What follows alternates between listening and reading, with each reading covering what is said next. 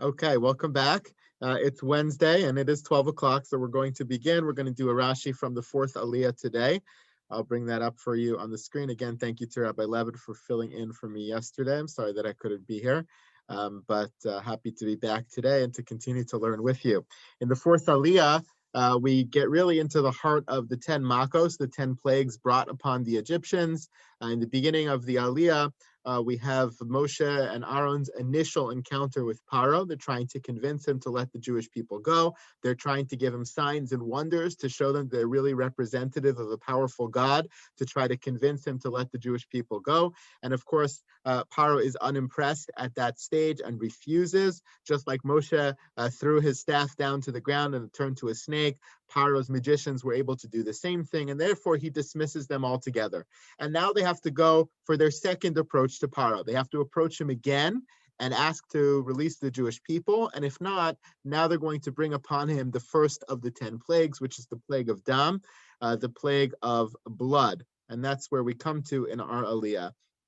The way that this plague comes about, the Torah tells us, Vayomer Hashem Moshe, Kaved Leiv Paro Me'en L'Shalach Ha'am. Paro is being obstinate. He's not letting the Jewish people go. Therefore, you have to approach him again. How do you approach him? When do you approach him? What words do you use? Lech el Paro baboker. Go to Paro in the morning. Hine yotze hamayma, as he goes out to the river, to the water. V'nitzafta likraso, and you stand near him. Al svas hayaor, you stand outside the water. He'll be in the water. The same staff that you used for the first sign to throw it down and turn it into a snake, take that with you again. And here's what you're going to tell him. The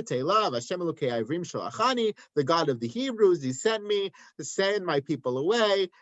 Please let them go. And he's not going to listen to you. And if he doesn't listen to you, here's what you're going to do. You're going to say to him, you don't believe that I'm God. You don't believe I'm powerful. You don't believe you should send away the people. I'm going to show you. And take your staff and hit the water, and the water is going to turn to blood. V'nepchu ledam. So now I want to show you a couple of different Rashis, which highlight a few points here in this little story.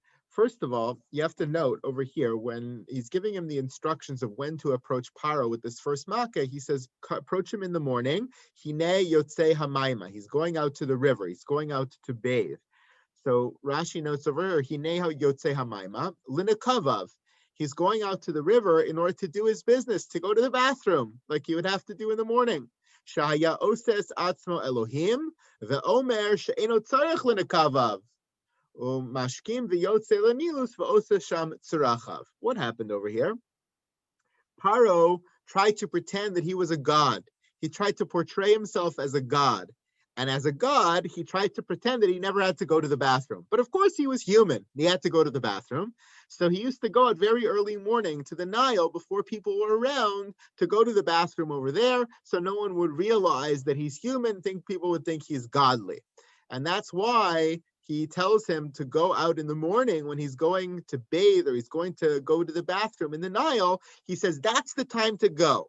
And the reason for that, Rashi doesn't spell it out over here, but he spells it out elsewhere, is that this whole approach to Paro, this whole approach to Egypt was not just to get the Jewish people out, but was to try to break down the power of the Egyptian gods and elevate the power of our God, to show them that we're going to take down their gods or their perceived gods. So stage number one is Paro thinks he's a god. I'm going to show him. You show up when he's trying to hide the fact that he's human. You show up over there and show him that you know he's human. You know he's not so godly. That will be the first kind of attack to try to take down the gods of Egypt, to try to slowly deconstruct the image of the power that they thought the Egyptian gods had.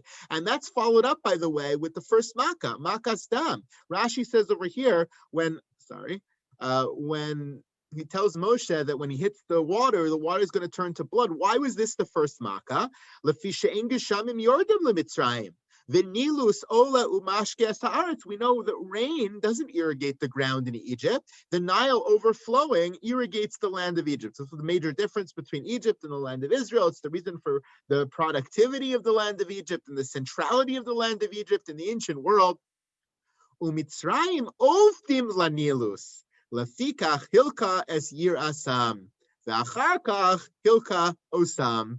The reason the plague started with blood in the river is because they worshipped the Nile. The Nile was the source of their sustenance. They worshipped it as a god. And therefore, the first act was to take down their gods, to show that their gods are not powerful, that their gods are not true. So we're going to turn the waters that you think are godly into blood to show, so to speak, that our God is more powerful than yours. So that kind of seconds this feeling in Rashi and Tesvav. The reason you're going to Paro early in the morning by the river is because you want to prove to him that you know he's not really godly, that he has to go to the bathroom like everybody else. And that's exactly the reason why the first plague is going to happen in the Nile. It's going to happen because we're going to turn their gods into blood to show that their gods are subservient to our God. It's all about this power struggle between the gods and the triumph of our God over their gods. Of course, we don't believe that their gods are gods, but they believe their gods were gods.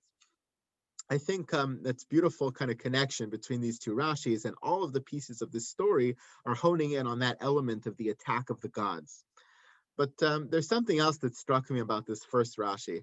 Most of us are not brazen enough to think that we're godly. But I think a lot of us, myself included, fall into the trap that Paro fell in over here, just in a less extreme kind of way. I think we all try to portray certain images of ourselves on the outside, which is not truly how we are on the inside. Paro did it very extreme, tried to portray to the outside world that he was a god, to the point where he wouldn't go to the bathroom because he didn't want to show them he was human, right? And so the reality was one thing, the image he portrayed to others was something else. And Moshe here goes to destroy that and to try to tear that down. And I think it's something that happens to us all the time. We have a certain reality inside of us, and yet we portray something different to the outside world. Sometimes that's necessary. As human beings, we have that capacity because sometimes we need to do that for our own safety, for our own protection, for our own advancements. But sometimes when we take that too far, then we end up leading a deceitful kind of life.